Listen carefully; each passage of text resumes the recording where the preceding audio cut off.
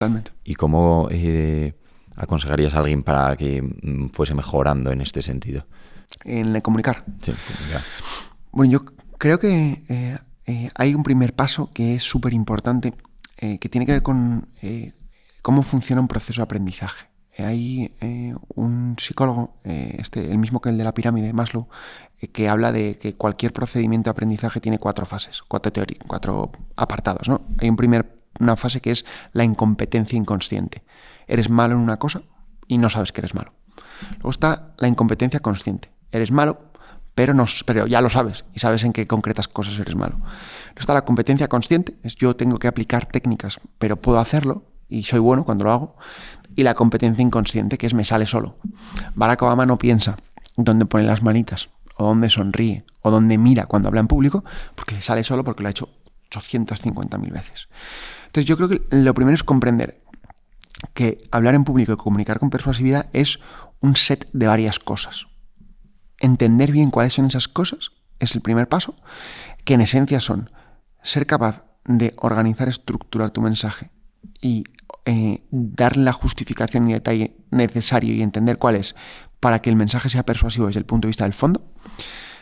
La forma, controlar el cómo cuentas las cosas, tu voz, lenguaje verbal, no verbal, y saber adaptar el mensaje al público y al contexto.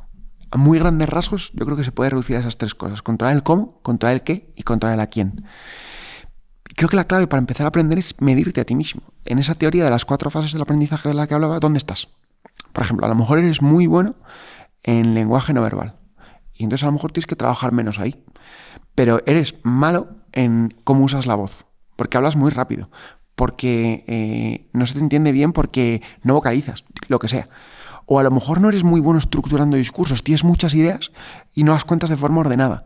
Entonces creo que el primer paso para alguien que quiera aprender es entender bien cómo funciona la comunicación y evaluarte a ti mismo. Oye, creo que estoy bien aquí, creo que estoy regular aquí. Y detectando los sitios en los que estás, ahí sí que tienes posibilidades de formarte de forma relativamente accesible en Internet. Libros que por 15 euros tienes formas maravillosas de mejorar tu capacidad de controlar la voz cuando hablas. Y tampoco hay que ser extremadamente ambicioso, yo creo. No hay que intentar ser... Hay gente que lo piensa, hoy soy un mal comunicador, mañana soy bueno. No, es que no funciona así. Hoy aprendo a controlar el uso de la voz. Hablo más despacio, hablo más rápido, controlo cuando lo hago. Después me focalizo en el contacto visual. Y es un camino progresivo, es un set de habilidades que al final hacen que cuando tú comunicas seas más persuasivo. Entonces yo creo que esa es la clave. Detectar dónde estás más flojito y empezar a subir tu nivel y progresivamente pues puedes ir subiendo el nivel de las cosas. Y creo que es útil para cualquier persona en cualquier contexto y haga lo que haga. Entonces, ¿tú crees que cualquiera se puede convertir en un buen orador? Sí, creo que hay una parte que, por ponerte una analogía, es como si tú vas a correr una maratón. ¿Vale? Hay gente que tiene una aptitud física que es como si saliera desde el kilómetro 30. Y entonces lo tiene más fácil, solo tiene que recorrer 12 kilómetros y 192 metros. Y hay gente que no está en forma. Se tiene que poner en forma, tendrá que entender y tiene que correr los 42, figurativamente hablando. Unos salen antes y otros después, pero si tú te pones en forma, si vas al gimnasio 3 veces a la semana, si empiezas a correr semanalmente, quizá tardes 3 años, pero la vas a correr, la maratón. Entonces creo que el talento, y con talento me refiero a la capacidad natural para comunicar de forma extrovertida, porque hay cosas que no puedes aprender por talento. O sea, organizar y estructurar bien un mensaje, el talento no está ahí. A ser muy lógico en la explicación de las ideas, tú puedes tener una mente muy racional, eso te ayudará, pero el talento no cubre muchas cosas. Entonces, si tú tienes de forma innata algunas características, te va a ser más fácil. Pero no hay ninguna de las cosas que hablar en público bien requiere que sea tan compleja que sea imposible para nadie. O sea, no es física cuántica, no son matemáticas avanzadas.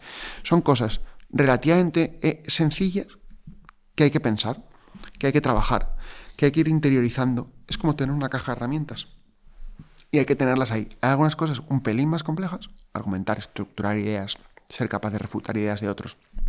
Pero de nuevo, no son cosas que una persona no pueda hacer. Requerirá más tiempo o menos, pero creo que en general pasar de un 4 que sea la media de comunicación de la sociedad española, pongamos, porque por desgracia no tenemos, como en otros países anglosajones sobre todo, una vocación tan fuerte en nuestros colegios. Va mejorando, mejora mucho, pero creo que nos falta mucho camino por recorrer. Imaginemos que la población española comunica de un 4. Pasar de un 4 a un 8 es una cosa que con un poco de trabajo, un poco de esfuerzo, es razonablemente sencillo de conseguir. No te digo que puedes hacer una semana, pero en varios meses, 5 o 6 meses, poniendo foco a cómo mejorar mi capacidad de comunicar, puedes conseguir un 8 sin ningún problema. Del 8 al 10 vas a tener que hacer muchas más cosas. Pero creo que ese 4 al 8 te da una ventaja competitiva ya brutal y para mí es como muchas otras cosas al final, como saber inglés, como tener empatía, como muchas otras habilidades sociales o skills que tienen que ser parte de tu vida para muchas otras cosas. Entonces, por sí mismas, no tienen un propósito de aterrizarlo en nada, pero en el conjunto de tu vida son súper útiles. O sea, que no hace falta que te dediques al debate y a competir en mundiales para mejorarlo. Ni hace falta que seas abogado. Ni abogado. Sí, o sea, mira, nosotros en la empresa, en la introducción decías, efectivamente yo dirijo una empresa de comunicación, Train & Talk, y nos enfrentamos a situaciones donde personas que tienen una capacidad extraordinaria para un nicho concreto y que son verdaderamente genios en su nicho, después tienen problemas para comunicar las cosas brillantes que han hecho. Médicos, que han descubierto cosas, que han hecho papers increíbles sobre matemáticas que todo el mundo les reconoce. Luego tienen que hacer una conferencia y se mueren. Pero se mueren por miedo o se mueren miedo por... escénico, pánico a no hacerlo bien, a que la gente se aburra, a que no les interese, ponerse nerviosos, quedarse en blanco. Literalmente se mueren, ¿eh? O sea, yo cojo llamadas de gente que cuando veo lo que han hecho me parecen absolutamente increíbles, pero que como la comunicación es algo que a veces pues, no está en nuestra educación, nos ciega o se nos cruza.